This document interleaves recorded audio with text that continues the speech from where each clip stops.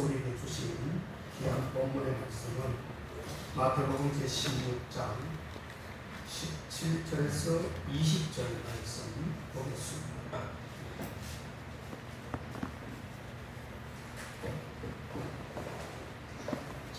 마태복음 제16장 17절에서 20절 말씀 보겠습니다. 제가 받들어 본 복해올입니다. 예수께서 대답하여 가라사대 바요나 시몬아 네게 복이 있도다. 이를 너에게 알게 한 이는 혈육이 아니요 하늘에 계신 내 아버지시니라. 또 내가 네게 이르노니 너는 베드로라. 내가 이 반석 위에 내 교회를 세우리니 음부의 권세가 이기지 못하리라. 내가 천국 열쇠를 너에게 주리니 너가 땅에서 무엇이든지 매면 하늘에서도 매일 것이요 내가 땅에서 무엇이든지 풀면 하늘에서도 풀리리라 하시고 이에 제자들을 경계하사 자기가 그리스도에 있는 것을 아무에게도 이르지 말라 하십니다. 아멘. 우리 인사합니다. 만나서 반갑습니다. 만나서 반갑습니다. 주의 이름으로 환영하고 주의 이름으로 환영하고 축복합니다. 아멘. 우리 황성희 집사님 건강한 모습으로 돌아오니 감사합니다. 아멘. 이 시간에 복의 문을 여는 열쇠라는 제목입니다. 요즘은 딸들이 시집을 가게 되면 열쇠 세계를 반드시 지참해야 된다는 그런 속설이 있습니다. 그 열쇠가 무엇일까요? 첫째는 자동차도 저는 마티즈 뭐 이런 거는 다 생각하면 안 됩니다. 거의 벤츠나 BMW 이런 정도로 얘기한 것이겠죠. 그 다음에 아파트도 보통 한 50평 이상짜리 아파트, 그것도 강남에 있는 것. 그 다음에 금고 열쇠. 이렇게 세 가지는 필수적으로 가져가야 제대로 시집을 할 수 있다. 이렇게 말할 정도니 이 말이 얼마나 비극적인 말일까요? 그 가진 것 없는 우리 여기 계신 모든 분들은 사실 별로 가진 것들이 없는 것 같아요. 그죠? 근데 우리 행복하잖아요. 아멘. 예수가 있으니까요. 예수를 만났으니까. 아멘. 얼마나 행복합니까, 여러분? 아멘. 그것으로 위안 삼고 늘 전진하시기를 주의 이름으로 축원합니다. 아멘. 이 사회가, 이 나라가 순수하고 동방이시국이라고 하는 이 예절과 이 반만년의 유구와 역사를 사타당해온 나라가 왜 이렇게 되어버렸는지 참 안타깝습니다. 그리고 꼭 그래야만 되는지는 우리가 조금 더 생각을 해봐야 되겠습니다. 자, 제가 오늘 여기 앉아있는 모든 분들은 하나님의 거룩한 백성이요 예수님을 믿는 귀한 백성들이기 때문에 우리가 반드시 지켜야 할 오늘 제목에 있는 것처럼 분명한 열쇠가 있는데 오늘 성경에서 말해주고 있습니다.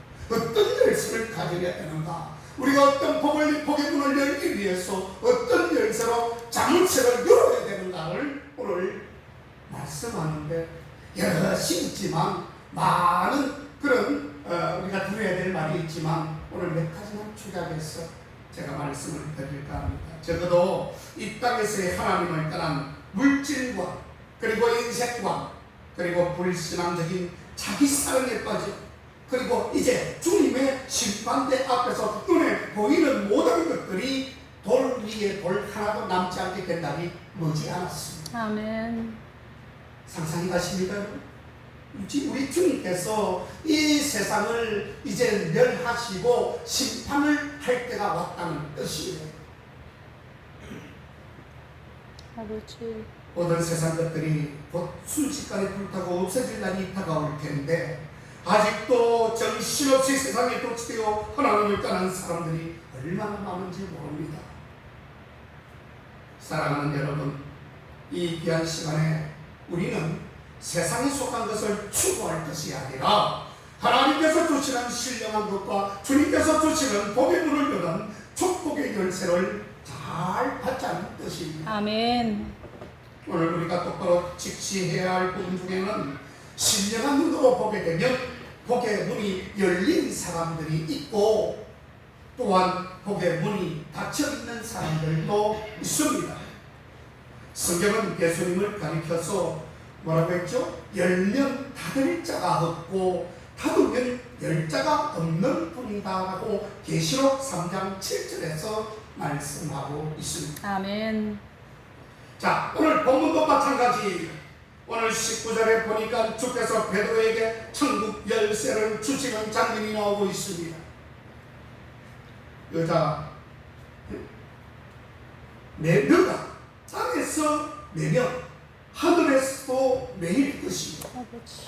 너가 땅에서 무엇인지 풀면 하늘에서도 풀리라고 말씀을 하고 있습니다. 아멘. 자, 닫혀 있다면 여러분, 우리가 아무리 열려고 노력을 해도 열리지 않게 된다는 말이고요. 또한 열려있는 문을 우리가 아무리 닫으려고 해도 절대로 우리는 그렇게 할 수 없음을 오늘 베드로를 통해서 우리가 알 수가 있는 것입니다. 아멘. 이것은 대단히 중요한 문제입니다. 자, 이 말씀을 10편에서도 같은 말씀을 해놓은 구절이 있습니다. 그게 바로 127편에서 1절 2절에서 나오는 말씀인데, 여호와께서 집을 세우지 아니하시면 지어오는 자의 수고가 헛되고 여호와께서 성을 지키지 아니하시면 그 파수꾼의 경성함이 헛사라고 말씀하고 있습니다. 아멘. 왜 그럴까요? 아멘. 그리고 너희가 일찍이 일어나고 늦게 누우며 수고의 떡을 먹으니 헛된다라고 말하고 있습니다. 아멘. 우리가 아무리 수고하고 애를 써도 그 수고의 떡이 순식간에 날아가 버린다는 것입니다. 아멘. 자, 여러분, 우리에게 하늘의 문이 닫혀 있다면 노력해도 소용이 없어요. 자, 그래서 오늘 묶인 문제를 스스로 잘 찾아서 묶이고 매여 있는 것을, 그 문제를 찾아보셔야 합니다. 스스로 찾아보십시오. 과연 나에게는 묶여있는 문제가 어떤 문제가 지금 주님 앞에서 묶여있는 것인가? 어떤 문제가 지금 제대로 주님과 열려서 유무상통하고 있는 것인가? 이런 것들을 한번 점검해보는 시간 되시기를 주의 이름으로 축원합니다. 아멘. 그러나 감사한 것은 우리에게는 복의 문을 여는 열쇠가 분명히 있다는 사실입니다. 아멘. 이 열쇠만 있으면 예수님께서 복의 문을 활짝활짝 열어주실 것입니다. 아멘. 그 복의 문을 여는 열쇠가 분명히 있는데 과연 어떤 열쇠가 있는 것일까? 첫 번째로 천국의 열쇠가 있음을 알아야 합니다. 아멘. 오늘 16장 19절에 보니까 내가 천국 열쇠를 너에게 주리니 네가 땅에서 무엇이든지 밀면 하늘에서 매일 것이요 또한 너가 땅에서 무엇이든지 풀면 하늘에서도 풀리리라, 이렇게 말씀을 하고 있습니다. 아멘. 그렇습니다. 가장 중요한 열쇠가 바로 천국의 열쇠라는 사실입니다. 다른 열쇠 다 있어도 이 열쇠가 없게 되면 우리는 어떻습니까? 천국에 갈 수가 없다는 뜻이에요. 아멘. 우리가 왜 이렇게 딱딱한 의자에 나와서 다른 사람들 다 놀러 가는데 우리가 왜 여기 나와 있습니까? 하나의 목표가 있습니다. 그것이 바로 천국 가기 위한, 구원받아서 천국 가기 위해서 우리가 또 여기 나왔던 거 볼 수 있는 것 아니겠습니까? 아멘. 다른 열쇠가 다 있어도 여러분 천국의 열쇠가 없다면 절대로 구원받아 천국 갈 수가 없습니다. 누가복음 12장에 가보면 한 부자 이야기가 나옵니다. 아무리 창고를 크게 짓고 곡식을 가득히 쌓아놓고 평안히 먹고 마시며 즐기기를 계획하고 있지만 그날 밤 주님의 음성이 들려옵니다. 야 이놈아, 이 어리석은 놈아, 내가 너의 것을 오늘 밤에 다 취해서 없게 만들 것이다. 그래서 내가 너를 불러서 내가 판결할 것이다. 아버지. 그렇게 말씀하시면서 그 영혼을 부르시니 이게 어떻게 된 일입니까 여러분? 혹시 여러분들 중에서도 이러한 어리석은 부자처럼 물질에 매이고 세상에 얽매이고 시간에 얽매이고 주님의 것을 분별하지 못하고 자기 마음대로 쓰다가 시간 찌끼니처럼 조금 남아있는 것 때문에 그때 그 시간을 주님 존전에 나와서 어디 갈 데가 없으니까 더 이상 놀 것이 없으니까 주님 존전에 나온단 말입니까? 어리석은 인생입니다. 회개해야 합니다. 만약에 여러분들 중에 그런 인생이 있다면 구원 못 받습니다. 제가 당연합니다. 예언합니다. 여러분 우리가 잘 아셔야 할 것은 이 땅에서 아무리 성공할지라도 천국 열쇠가 우리에게 기워져 있지 않다면 가장 불행한 자가 되고 말 것입니다. 아멘. 혹은 많은 연조 또한 직분 가졌다 해도 그것으로 여러분 천국 갈 수 없습니다. 내가 건사라고 해서 하나님의 뜻대로 방법대로 수임받지 못하는데 내 마음대로 내가 건사라고 해서 천국 갈 수 있는 줄 아세요? 집사라고 갈 수 있습니까? 목사라고 갈 수 있느냐 이겁니다. 절대 갈 수 없어요. 아버지.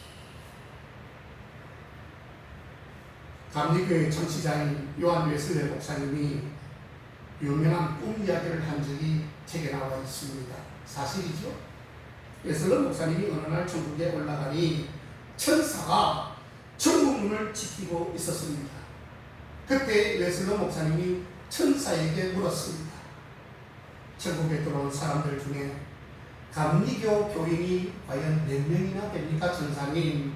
이렇게 물었더니 천사는 천국에 들어온 사람들의 명부를 한참 동안 뒤지더니 미안하지만 감리교 교인은 한 명도 없습니다. 자, 들어보세요. 자, 웨슬레 목사님은 아차 싶어서 그 말을 듣고 마음이 굉장히 무겁고 불안해지기 시작했습니다. 또 묻습니다. 천사님, 그러면 장로교 교회는 몇 명이나 천국에 있습니까? 그렇게 물었더니 다시 명부를 막 훑어봅니다. 대답합니다. 장로교 교인도 한 명도 없습니다. 웨슬레는 매우 실망하고 말았습니다. 그는 천사를 향해서 다시 큰 소리로 물었습니다. 그러면 도대체 천국에는 누가 온다는 말입니까? 천사가 빙그레 웃으면서 이렇게 말을 합니다. 천국에 오는 사람들은 예수님을 잘 믿는 사람이 오게 되는 것입니다. 아멘. 아멘이십니까? 아멘. 예수를 잘 믿는 그리스도인들이 천국에 오는 것이지 장로교인이라고 해서 성결교인이라고 해서 감리교인이라고 해서 순복음교인이라고 해서 오는 것이 아니다라는 것입니다. 아멘. 다시 말하면 예수 믿는 것 외에 다른 내게로는 절대로 구원의 문을 통과할 수 없음을 말씀하고 있는 것입니다. 아멘. 아멘. 예수님을 어떻게 믿어야 될까요? 보통 믿으면 되겠습니까 여러분? 믿어도 한참 잘 믿어야 됩니다. 그렇지 않으면 구원받기 힘들어요. 여기 안에 정말 죄송스럽지만 저를 포함해서 여기에서 몇 명이나 구원받을지 저는 의문입니다. 우리 주님께서 커트라인을 딱 정해놓은 그 커트라인 위쪽으로 올라갈 건 과연 몇 명이나 되겠느냐 하는 것입니다. 잘 믿으십시오. 아멘. 목사님이 저렇게 말을 하는데 피를 토해가면서 저는 피가 나오고 있어요. 그렇게 말을 하는데 내가 그때 불러 듣고 내 마음대로 예수 생활했더니 나오고서 결국은 지옥문이었구나. 여러분들 후회하지 마십시오. 아멘. 버스가 저기 와서 지나가 버리면 버스 손들어도 소용없어요. 엎질러진 물은 다시 주워 담을 수가 없는 것입니다.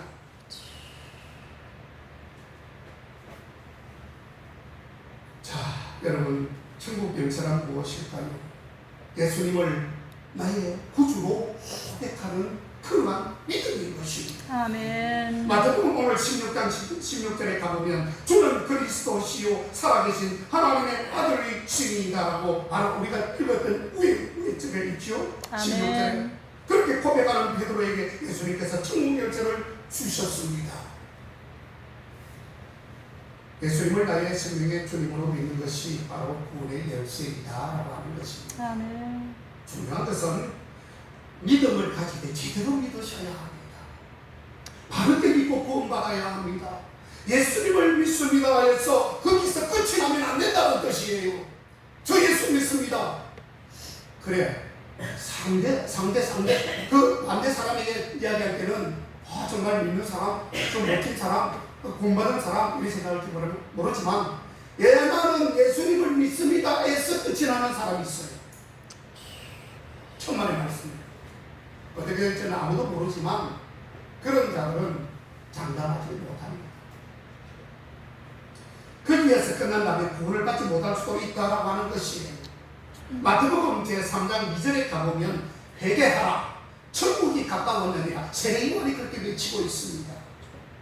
여러분들 나 예수 믿습니다라고 하는 것 여기서 끝날 게 아니라 진정 회개하고 바로 믿어야 구원받습니다. 아멘. 요한복음 1장 12절에 가보면 영접하는 자 곧 그 예수의 이름을 믿는 자들에게는 하나님의 자녀가 되는 권세를 주셨느니라라고 그렇게 말씀을 하잖아요. 아멘.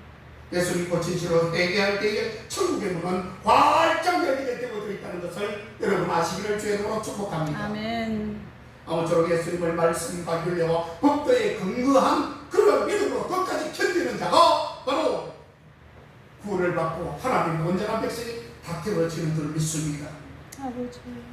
각자에게 주어진 복의 문을 열 수 있는 천국의 열쇠를 한 사람도 놓치지 마시기를 주의 이름으로 다시 한번 축복합니다. 아멘. 두 번째 축복의 열쇠가 있습니다. 여러분 그 축복의 열쇠가 무엇일까요? 그것은 두 번째 축복은 11조의 축복입니다. 여러분들이 복을 받고 못 받고 하는 것은 다른 부분도 있지만은 얼마나 하나님 앞에 바로 구별되어서 하나님 앞에 드릴 것을 제대로 드렸는가, 그게 굉장한 축복의 문이 되는 것입니다. 그게 바로 열쇠입니다. 여러분들 열쇠를 갖고 있지만 열쇠를 따고 들어가야 복을 받는 것입니다. 아멘. 자, 말라기서 제3장 10절에 가보면 만군의 여호와가 이르노라 너희의 온전한 11조를 창고에 들여 나의 집에 양식이 있게 하고 그것으로 나를 시험하여 내가 하늘 문을 열고 너희에게 복을 쌓을 곳이 없도록 붙지 아니하나 보라 라고 말씀하셨어요. 아멘. 다시 말하면 하나님 앞에 구별된 11조를 드릴 때에 복을 받을 수 있다는 말씀이고, 오히려 그렇게 되지 않을 때는 복을 미안하지만 받지 못할 수도 있습니다. 아버지. 11조 이야기를 하면 마음에 질리거나 불편하신 분들도 여기 앉아 있을 수 있습니다. 저는 목사로서 단호하게 말합니다. 복의 문을 여는 축복의 말씀을 전하지 않을 수 없다는 것입니다. 여러분들 음식도 골라 먹지, 그러나 말씀은 골라서 먹으면 안 됩니다. 나에게 다르고 내게 복이 되고 나에게 좋은 말씀을 줄 때는 아멘 하다가 핍박의 설교를 하거나 11조의 헌금의 설교를 하거나 재림의 설교를 하거나 저 지옥이나 천국의 설교를 하면 그냥 마음이 냉랭해지는 것입니다. 아버지. 어찌 그를 하나님의 백성이라고 할 수 있겠습니까? 오히려 성경에는 복을 받아가는 그런 조항보다는 하나님께서 두렵게 지옥에 명령하시는 내용의 그러한 말씀들이 훨씬 더 많이 나와 있습니다. 여러분 놀라서 하는 소리입니다. 좋은 거는 달게 받아 먹으려고 하는데 조금 나한테 조금 좀 거부되고 딱딱한 말씀을 그냥 외면해버리는 이런 사람 복 못 받습니다. 아버지. 어차피 오늘 축복에 대한 말씀이니까 복에 대해서 말씀을 드릴게요. 명심하십시오. 성경에 나와 있어 우리가 잘 알듯이 농부가 여러분 아무리 궁핍을 해도 곡식 종자는 먹지 않는다는 법이 있습니다. 그거 나와요. 구약에 까마귀 밥을 하기 위해서 남겨둔다고 되어져 있어요. 자, 그것을 먹어버리면 내년 농사를 짓지도 못합니다.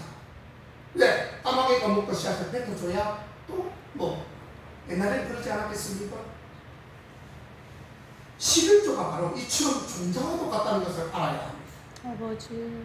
실화를 하나 소개하겠습니다. 토요일 밤에 태척교회 목사님이 설교 준비를 교회 사무실에서 밤늦게까지 하고 있었습니다. 강도가 그때 마침 나타나서 칼을 모가지에 들이대면서 야, 이 목사야 빨리 돈 내놔라, 그렇지 않으면 죽여버리겠다고 협박을 합니다. 그때 목사님이 말씀합니다. 가지고 있는 돈 다 내가 지금 돈이 없어요. 돈이 없는데 유일하게 가지고 있는 돈이 있는데 내가 지금 하나님 앞에 드릴 헌금 11조를 갖고 있습니다. 정거로 쓰면 이걸 가져가십시오. 그렇게 이야기를 했답니다. 그래서 도둑이 이렇게 말을 했습니다. 나도 아무리 강도지만 11조가 어떤 돈인지를 내가 알고 있다. 그러면서 그것은 하나님의 것이지 내가 그것을 뺏어갈 돈이 아니다. 그렇게 이야기를 합니다. 이거 실합니다. 나는 그것만은 건드리지 않겠다 하면서 침을 확 받으면서 재수 없는 내가 교회에 들어와가지고 이 11조 얘기하는 바람에 또 한 번도 못 건드리가는 그렇게 얘기하더라고요. 아버지. 어떻습니까 여러분?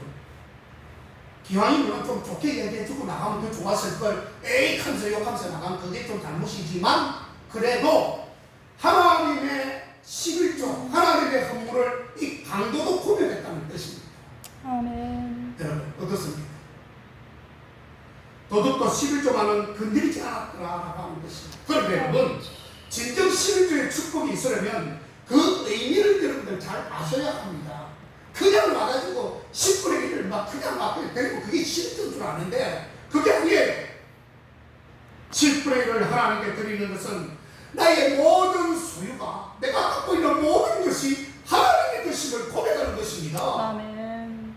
그냥 11조니까 목사님이 또 오늘 또 11조 돈 이야기하는데 100만 원 벌으면 10만 원 헌금해야 그게 11조네 그래 바치면 끝! 이게 아니에요 여러분. 내가 11조를 바친다는 것은 나의 삶 모든 것을 하나님께서 주장하시고 하나님께서 관리해 주시고 나의 모든 삶은 하나님의 뜻이라는 것을 고백하는 그런 행위인 것입니다. 아멘. 하나님을 인정하자는 것입니다. 아멘. 다른 것은 다 인정하겠는데 물질을 인정하지 못하는 것은 그것은 온전히 주님을 믿지 않고 있다는 반증이 되는 것입니다. 여러분들 다 하는데 예를 들어서 콕 집어가지고 11조 이야기만 하나 하는데도 이것이 지켜지지 않는다는 것은요 나는 하나님의 백성이 아닙니다라고 하는 것을 반증하는 것이에요. 신앙 있는 사람은 11조 다 합니다. 11조 안 하는 사람은 없어요. 신앙이 없으니까 11조를 안 하는 것이에요. 아버지. 나는 하나님 앞에 모든 것을 맡길 수 없습니다. 나는 내 삶이지 하나님의 삶이 아니기 때문에 저 간섭하지 마세요. 이것밖에 안 되는 것이에요. 그러므로 나의 모든 것을 하나님께서 운영하려는 마음을 우리가 맡기려는 마음을 가져야 되는 것입니다. 아멘. 그때 하나님께서 우리의 사장이 되셔서 물질의 기적을 그때 베풀어 주시는 것이에요. 아멘. 여러분 지금 북한이 세계에서 사실 어떻게 보면 가장 가난한 나라 아니겠습니까? 어떻게 보면 아프리카보다도 더 못 사는 나라입니다. 그냥 그 위에 그냥 지도자들 나쁜 놈들이 다 돈을 갖다가 다 갈취해가지고 그 사람들만 살고 있지 나머지는 다 굶어 죽고 있어요. 언제부터 그랬을까? 교회를 없애고 예수 믿는 이들을 없앤 후부터 북한이 가난해지기 시작했습니다. 그러나 우리 남한은 어떻습니까? 하나님을 기쁘시게 하려고 도시는 물론이요 산속에까지 교회를 세웠습니다. 동네마다 교회요 그리고 꿀떡이마다 기도원이 세워지고요 각 회사마다 신우이라는 조직이 세워지기도 했습니다. 그리고 매주일 주일 선수가 있습니다. 세계 선교가 있습니다. 그리고 하나님 앞에 구별된 11조를 주님 앞에 바쳤습니다. 그래서 우리나라가 복을 받았던 것이에요. 아멘. 이것이 우리 한국의 복입니다. 아버지. 이 일에 최선을 다한다면 하나님께서 이 나라를 앞으로도 끝까지 책임져 주실 것이라고 저는 믿어 의심치 않습니다. 아멘. 미국에서 가장 큰 치약회사 콜게이트라고 하는 것 여러분 잘 알죠? 콜게이트라는 치약이 우리가 저도 써봤지만 우리나라에서 굉장히 인기가 있습니다. 이것도 싫어하는데요. 영국에서 태어났던 콜게이트는 가난해서 미국 가면 잘 살다는 이야기를 듣고 몰래 어떤 배를 훔쳐서 탔습니다. 근데 결국은 들켜버렸어요. 발각이 됐습니다. 선장은 이 콜게이트가 하는 말을 사정을 끝까지 잘 듣고 자 그러면 내가 조건을 겁니다. 내가 너를 뉴욕에다가 데려다 줄 테니 너는 하나님을 잘 섬기라. 그리고 11조를 구별해서 얼마를 벌든 간에 11조를 구별해서 하나님 앞에 드려라. 그 약속을 지켜라. 그러면 넌 복을 받을 것이다. 그렇게 얘기를 했습니다. 그랬더니 이 콜게이트가 미국에 건너와서 고생 많이 했겠지요. 그런데 처음에 비누 회사에 취직을 해서 비누 만드는 법을 배웠습니다. 그리고 난 뒤에 비누 회사를 조그맣게 차렸습니다. 성실하게 일했습니다. 고생도 중간에 많이 했겠죠. 다른 회사는 양을 담는 양을 속이기도 했지만 이 콜베이크는 전혀 속이지 않았습니다. 그는 정직하게 하나님께서 주시는 그런 성령의 힘으로 정직하게 돈을 조금 못 벌어도 정직하게, 여러분 정직이 이 땅에 지금 이 시대에는 가장 중요한 게 정직과 성실입니다. 아셔야 합니다. 어떻게 하든 정직해야 될 사람은 서빌로 가면 안 됩니다. 하나님 앞에 11조 안 드리는 거 이거요? 거짓말하는 겁니다. 이거 속이는 것이에요. 명심하십시오. 그래서 결국은 이 콜게이트는 11조 장부를 만들기 시작했습니다. 잘 되어갔습니다. 사업이 막 점점 부흥되고 계속해서 번창하기 시작했습니다. 그 이후에 치약 회사도 만들고 칫솔 회사도 만들어서 그는 11조, 10의 1조만 드린 것이 아니라 10의 5조를 드렸다는 것입니다. 아멘. 그리고 나중에는 10의 9조를 드렸습니다. 아멘. 이게 어떻게 먹고 살까? 10개를 벌었으면 9개를 하나님 앞에 바쳐버리는 거예요. 그러니까 하나 가지고 사는 겁니다. 야, 이런 놀라운 기적이 어디 있습니까, 여러분? 아멘. 이런 믿음이 성장하거나 믿음이 좋지 않은 사람은 꿈도 못 꾸는 일입니다. 아니, 열에 하나 바치는 것도 버들버들 막 버들버들이 춤을 추고 있는데 어떻게 10에 5를 드리고 10에 9을 드립니까? 여러분, 상상도 못할 겁니다. 여러분, 기본, 기초가 잘 되어 있으면 흐르는 강물처럼 인생에 주님의 보호하심이 있게 될 것을 여러분 확실히 믿으시기를 주의 이름으로 축원합니다. 아멘. 세 번째로 복의 문을 여는 열쇠 중에 세 번째로는 건강의 열쇠가 있습니다. 잠언서 17장 22절에 보면 건강의 열쇠가 나타나는데 마음의 즐거움은 양약이라도 심령의 근심은 뼈를 썩게 만든다라고 하는 구절이 거기에 나옵니다. 여러분, 장수촌에서 늙어 죽는 사람이 늙어서 죽는 사람이 있어도 장수촌에 들어가서 병이 들어서 죽는 사람은 거의 없다고 합니다. 무슨 말인지 이해가십니까? 장수촌에 들어가 있는 사람들의 특징은 한결같이 스마일해, 항상 즐겁다는 것입니다. 웃음이 많아요. 낙천적입니다. 그리고 내 가족을 이루며 함께 화목하게 살아가는 것입니다. 아멘. 이것이 바로 건강의 비결이라고 소개하고 있는 것이에요. 아멘. 우리 사람들이 얼굴이 웃으면 위도 함께 웃는다고 합니다. 안에 우리 속에 있는 위가 웃을 때 위도 함께 웃는다고 해요. 얼굴이 찡그리시면 위도 함께 찡그리게 된다고 합니다. 아멘. 그래서 최고의 항암제는 다름 아닌 웃음이라고 소개하고 있습니다. 아멘. 그래서 지금요, 웃음 치료사라고 하는 직업이 생겼습니다. 많은 사람들에게 우울하고 근심하고 피곤해하는 사람들에게 이 건강치료사가 웃음치료사가 가가지고 웃음을 선도한다는 것입니다. 이거 어떤 것보다도 귀한 것입니다. 아멘. 백날 약 먹어도요 아무 소용없어요. 약이 취급도록 갑니다. 그런데 웃음을 갖다가 가르쳐주는 거예요. 웃음을 가르쳐줬더니 그 사람이 갑자기 생기가 돌고 막 웃음이 막 얼굴에 있으니까 피부색도 좋아지고, 그래서 그 사람 인생 자체가 벌써 확 바뀌더랍니다. 아멘. 여러분, 그만큼 남을 즐겁게 하고 웃게 하는 것이 중요하다는 겁니다. 식물도, 여기 있는 식물도 즐겁게 만들어주면요 병충해가 적고 소출이 많아진다는 것을 말씀하고 있는 것입니다. 아멘. 어느 간호사가 아들에게 건강 비법을 전수해 주면서 내가 명약을 가르쳐 줄까? 뭔데요? 하니까 입이 찢어지게 웃어봐라. 이 입이 그냥 찢어질 정도로 웃으면 분명히 병이 낫게 될 것이다. 여러분, 참으로 현명한 의사 아니겠습니까? 아멘. 웃음은 성경이 수천 년 전에 가르쳐 주신 건강의 열쇠였다는 사실을 알아야 합니다. 아버지. 하나님을 그렇게 즐겁게 섬기는 신앙, 하나님은 말이에요. 그렇게 성령 충만하게 항상 살아가는 뜻입니다. 웃으면 복이 온다고 하지 않습니까? 코미디가 있었지요. 이기동이, 서영춘이, 구봉서 얼마나 재밌게 그랬지 모르겠어요. 그것만 보면 한 주간 그냥 신이 났어요. 제가 어릴 때.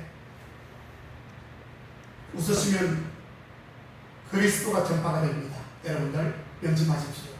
여러분들이 웃으시면 내가 하나님의 자녀임을 공표하는 것이에요. 일부러 나가서 난 하나님을 믿습니다라고 얘기할 필요가 없습니다. 내가 웃기만 해도 저 사람 하나님의 자녀구나. 주님의 이름을 높아지고 나는 건강해지고 즐거워진다는 뜻이에요. 아멘. 복음을 열리는 열쇠 중에 네 번째는 해결의 열쇠가 있습니다. 여러분, 해결의 열쇠가 무엇입니까? 마태복음 7장 7절에서 8절에 가보면 구하라 그러면 주실 것이요, 찾으라 그러면 찾을 것이요, 문을 두드리라 그러면 너희에게 열리리라 라고 말씀을 하셨습니다. 아멘. 그게 바로 무엇이냐? 기도가 해결이고 열쇠요 답이다라고 하는 것이에요. 아멘. 무슨 특별한 무엇이 있겠습니까? 기도가 정답입니다. 여러분, 복의 문을 여는 그 열쇠는 바로 기도이다. 기도라고 하는 것이에요. 우리가 잘 아는 베드로가 거기 갇혀 저녁 시간을 기다리고 있었을 때에 예루살렘 교회 성도들이 밤을 지새우면서 기도를 했습니다. 그때 천사가 나타나서 옥문을 터뜨리고 바로 베드로를 탈옥시켜 주셨습니다. 아멘. 할렐루야. 아멘. 그리고 바울도 전도하다가 감옥에 갇혔죠. 그리고 바울과 신라가 함께 전도하다가 감옥에 갇혔는데 거기서 기도하고 찬양을 엄청 크게 했대요. 찬양을 막 주님 앞에 올렸더니 갑자기 옥문이 흔들리면서 빵! 쇠고랑이 빵 터지고, 그러니까 그 간수가 깜짝 놀라가지고 그런 일을 눈뜨고는 처음 보거든요. 이게 정말 너무나도 이상한 기적이거든요. 그랬더니 자기가 커서 칼을 가지고 뼈를 탁 찌르려고 하는데 바울이 잠깐 기다려!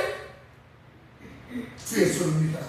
그리하면 너와 내 집이 구원을 얻으리라. 한 말이 바울이 간수한테 준 말이에요. 아멘. 주 예수를 믿어라. 그러면 너와 내 집이 구원을 얻으리라. 그때부터 주 예수를 믿고 그 간수가 구원받아 하나님의 백성 되지 않습니까? 아멘. 놀라운 일입니다. 그뿐만이 아닙니다. 엘리야 시대 때 하늘문이 닫혀서 3년 6개월 동안 비가 오지 않을 때에 엘리야의 기도는 하늘문을 열어서 3년 6개월 동안 안 왔던 비가 내리게 되는 기적의 역사가 있었다는 사실이에요. 아멘.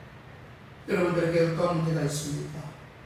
어떠한 문제가 있든 여러분들 기도하십시오. 아멘. 기도의 열쇠를 사용하시기 바랍니다. 기도가 안 된다면 그것은 막힌 것이 있어서 그렇습니다. 막힌 것을 뚫어버리십시오. 아멘. 말씀으로 뚫고 기도로 뚫어보세요. 아버지. 막힌 것을 여러분 해결받으셔야 합니다. 해결받지 않고는 복을 받을 수가 없습니다. 절대로 복 오지 않습니다. 올랑말랑 하다가 밑으로 세웁니다. 오면은 또 밑으로 다른 데로 더 크게 세웁니다. 100만 원 벌면요, 와 내가 많이 벌었다 옛날에 그랬죠. 그런데 그 다음 달 가면 120만 원 빠져버려요. 나는 그런 걸 엄청나게 생각해서 제가 겪었기 때문에 철저하게 하나님 회개도 안 되는 데는 충성하시면서 부르시기를 바랍니다. 아멘. 혹은 서원하시면서 부르주세요. 원하스를 그냥 주시는 것이 아닙니다. 일생일 때에 하나님께 작은 서원이라도 한번 하시고 하늘나라에 가셔야 되지 않겠습니까, 여러분? 아멘. 여러분, 서원이라는 게 뭔 줄 아십니까? 신앙의 표현입니다. 믿음의 표현이고요, 축복의 씨앗입니다. 그리고 하나님께 맹세하는 행위가 되는 것입니다. 과정이 힘들지만 뒤에 오는 축복이 놀라운 것임을 알아야 합니다. 이 서원의 축복은 놀라운 축복입니다. 아멘. 여러분, 내가 무엇을 드리겠습니다. 내가 주님 앞에 무엇을 바치겠습니다. 내가 무엇을 하겠습니다. 이게 서원이라고 한다면 여러분, 그게 너무 거창하지 않아도 됩니다. 너무 화려하지 않아도 돼요. 여러분, 마음의 결단, 생각의 결정, 행동의 거룩함으로도 주님께 작정하고 서원할 수 있습니다. 아멘. 어떤 사람은 주일 학교가 있는데, 주님, 제가 죽을 때까지 교사로 헌신하겠습니다. 하겠습니다. 했으면 그게 서원이 되는 겁니다. 하는 주님, 제가 국회교회에서 평생토록 내가 죽을 때까지 하나님의 품에 갈 때까지 설거지하겠습니다. 이것이 서울일 수도 있습니다. 하나님 앞에 드리는 약속일 수도 있어요. 거창하지 않죠? 화려하지 않잖아요. 왜 이걸 못하십니까? 그냥 뭐 설거지 좀 하면 팔이 둘러 빠지는 것처럼 그렇게 생각이 못하는 것입니다.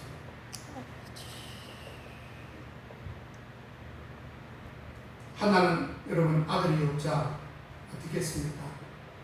간절히 부르짖었어요. 간절히 부르짖으니 하나님께서 아들을 주셨는데 그때 아들을 얻기 전에 한나는 미리 서원을 합니다. 주님, 제가 아들을 주시면은 그 머리에 삭도를 대지 않고 평생의 아이를 하나님의 종으로 수임하게 하겠습니다. 이렇게 약속을 해버렸어요. 그게 서원입니다. 해버렸잖아요. 그래서 어떻게 됩니까? 결국은 그 약속을 지켰습니다. 아멘. 한나의 아들이 누구죠? 사무엘. 아멘. 사무엘은 선지자로서 약속대로 선지자로 자기 엄마가 한나가 약속을 지켰습니다. 아멘.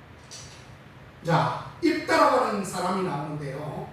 사사기에 11장 29절 32절 사이에 보면 신앙 좋은 입다의 서문이 나옵니다. 입다라고 하는 것은 입다는 누구냐면은 사사시대의 하나의 사사로서 하나님의 일을 완수했던 사람입니다. 사사는 그때 당시에 재판관을 사사라고 얘기를 했습니다. 재판관. 자, 왕정시대 이전에 사사시대가 있었죠.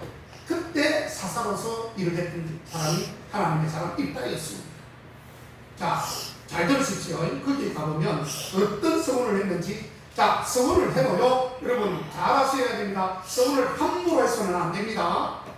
내가 뭐 가볍게 뭐 이거 할게요 해놓은 거 안 하면 그건 나중에 서울에서 여러분들 잘못하면 지적받아요. 그래서 함부로 서운하지 마십시오. 지키지도 못할 일은 하지 말라는 뜻입니다. 굉장히 무서운 일이기 때문에 그래요. 자, 어떤 일이 있었느냐? 잘 보십시오. 누구든지 내 집에서 나와서 나를 영접하는 그를 여호와께 돌릴 것이니 내가 그를 번제로 드리겠나니. 이게 무슨 말이냐면은 입다라고 하는 사람은 이스라엘의 사사였습니다. 그때의 암몬이라고 하는 대적들이 굉장히 침범을 하고 많은 이스라엘 사람들을 죽였습니다. 그러니까 입다가 사상이 하나님의 사람이니까 하나님, 제가 제 손에다가 저 암몬 족속을 한번 붙여주십시오. 완전히 진밀하고 성결해가지고 내가 승리를 한번 정치하고 싶습니다. 그렇게 해주신다면 입다가 말합니다. 내가 승리하고 집으로 돌아갈 때에 제일 먼저 선두에 서서 나오는 자를 제물로 바치겠습니다. 이렇게 성경에 나옵니다. 그렇게. 그것도 번제로 드리겠습니다라고 말하고 있습니다. 번제는 뭐죠? 태워서 죽이는 것을, 그래서 하나님의 드리는 것을 구약에는 그런 제사법이 있었습니다. 자, 그런데 어떻게 되냐면은 이제 하나님께서 입다의 소원을 들어줍니다. 들어줘가지고 성리를 했어요. 그래서 이제 집으로 이제 장엄하게 이제 철수를 하는데 집 앞에 갔습니다. 갔는데 누가 나오느냐? 제일 먼저 나오는 그 사람을 번제로 드리겠다 약속을 했는데 마치 누가 나오는 자기 딸이 나오는데요. 이야, 이거 기가 막힌 거 아닙니까? 우남 동료 자기 딸이 나와버리는 거예요. 물을 박차고 나오는 거예요. 아빠, 성리하고 왔어. 그래서 하나님 최고 저기 나오는데 입다는 어떻게 될까요? 하나님 앞에 서원한 것이 있습니다. 약속한 것이 뭐죠? 누가 나올지 모르지만 처음에 나오는 그를 내가 번제로 드리겠습니다. 이렇게 약속을 했어요. 그 자가 그냥 자기 딸이. 이야, 기가 막힐 노릇 아닙니까? 그래서 여러분, 우리가 믿음이 뭐 입다보다 많겠습니까? 그렇지 않잖아요. 여러분, 서원 같은 거 함부로 하지 마세요. 저도 지금 서원을 해놓은 게 있어서 번거롭지만 해놓을지라도 서원은요 지켜야 되는 것이에요. 서원은 한 번 해면 번복할 수 없는 겁니다. 절대로 번복이 안 돼요. 그래서 그 고민을 하고 있는데 자기 아버지는 부럽잖아요. 전쟁에서는 승리하고 돌아왔지만 자기 딸을 불로 태워서 죽여서 제물로 드려야 된다. 이게 어찌 반가운 소리겠습니까? 그런데 그 딸이 그 내용을 알았습니다. 그 내용을 알고는 아버지, 그 성경에 나와요. 쭉 보면 아버지 제가 한 2년 동안에 처녀로서 살았던 것을 감사하며 한 2년만 기간을 주십시오. 그럼 제가 2년 뒤에 돌아와서 제가 제물이 되겠습니다. 아버지가 오히려 미워한 것이에요. 그 슬퍼에 있는 아버지를 그래서 자그마하게 2년 뒤에 돌아와서 번제로 드려지는 그런 놀라운 사실이 성경에 나와 있습니다. 아멘. 얼마나 놀라운 서원입니까, 여러분? 자기가 후회할 수도 있고 실수했다고 할 수도 있죠. 하나님 앞에 주님 제 딸인데요 어떡해요? 안 돼요. 이거 맞은 이거 다른 거 해주세요. 할 수 있습니다. 그런데 절대 그렇지 않습니다. 내가 처음에 나오는 그 딸을 번제로 드린 데서 딸이 나와서 딸을 드린 거예요. 놀라운 일입니다, 여러분. 야곱에서 온도 나오는데 시간 관계상 제가 말씀 다 못 드리고요. 창세기서 제28장 20절 22절에 야곱의 서문이 나옵니다. 여러분의 기도와 기도의 축복이 기다리고 있습니다. 예레미야서 33장 3절에 가보면 너는 내게 부르짖자 내가 내게 응답하겠고 네가 알지 못하는 크고 비밀한 일을 내가 내게 보여주리라. 그렇게 말씀하지 않습니다. 아멘. 기도의 비밀이 그 속에 담겨져 있습니다. 사랑하는 성도 여러분, 우리 주님께서는 우리를 위해서 꾸람 받으심으로써 하나님 앞에 복의 대로를 열어놓으셨습니다. 아멘. 이 복을 받을 열쇠를 여러분들 전부를 가지시기를 바랍니다. 아멘. 우리 모두 믿음의 친구의 열쇠, 11조의 축복의 열쇠, 즐거움의 건강의 열쇠, 그리고 기도의 해결의 열쇠를 가지시고 여러분의 삶에 복의 문이 활짝 열려주시는 그런 놀라운 축복을 받으시기를 주님으로 축원합니다. 아멘. 기도하겠습니다. 하나님 아버지 은혜를 감사합니다. 오늘 복의 문을 여는 열쇠를 우리에게 주셨고 우리는 가지고 있는데 이 열쇠를 따고 들어가기만 해도 복을 받을 수 있는데 이 열쇠를 따지 못하고 어리석고 두려워하는 자들도 많습니다. 하나님 아버지 그런 자들은 온전한 복을 받지 못함을 말씀하고 있는데 주여 저들을 불쌍히 여겨주시고 아멘. 믿음의 눈을 크게 열고 복을 아버지 마음껏 절취할 수 있도록 정말 주님께서 주신 열쇠를 마음껏 사용하게 도와주옵소서. 아멘. 예수님의 이름으로